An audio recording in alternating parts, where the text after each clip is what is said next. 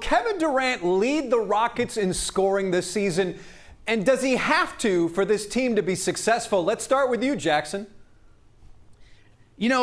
I think that there's a really good chance that he leads this team in scoring. When you're as efficient of a player as KD is, it's kind of hard not to. I mean, pretty much everywhere he's gone in his career, he has been the leading scorer, the most efficient scorer, the #1 alpha on the team. Even when he was playing 1A, 1B with Steph Curry in his Golden State Warriors days, he was the leading scorer. He was the guy that did the heavy lifting at the end of games, that kind of stuff. And I think that's more or less the role that the Rockets kind of envision for him here. However, as we kind of already saw in a couple of these preseason games, Kevin Durant doesn't need to be the high point man for this team to be able to play at its best. And I do think there's actually a reality here where, depending on the leaps that we get out of Alperen Sengun or Amin Thompson, or maybe even a significant step forward in Jabari Smith Jr.'s career, that maybe Kevin Durant doesn't walk away like the overwhelming, he's averaging 26, 27, 28 a game. Maybe his numbers take an overall hit, but maybe it's more or less that same kind of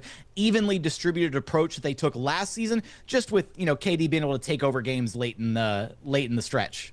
I think he should, and I think he will. As Jackson said, he's been the alpha player on every team that he's been on. You bring him here to be Kevin Durant, to be the guy. You don't want things to change when it comes to him leading the team in scoring. If things go right, I'm not saying he has to lead the team in order for them to win every single night, but I think he should. I think if things go right, he will.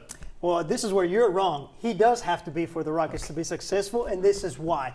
In the Netflix series, Starting Five, actually in the new season, there's a clip where Kevin Durant says, yes, defense wins championships, defense does this, but he says you have to score. You have to score the ball. When it comes down to defense stopping you, you have to be that guy. And there's only a few of them in the NBA that reach that level where they can win you a game by themselves. So he has to be the guy in order for the Rockets to get to where they want to be, because that's the whole reason they got him. That's the whole reason why they weren't able to win in the playoffs last year, because they didn't have that lethal scoring. Now, will he be?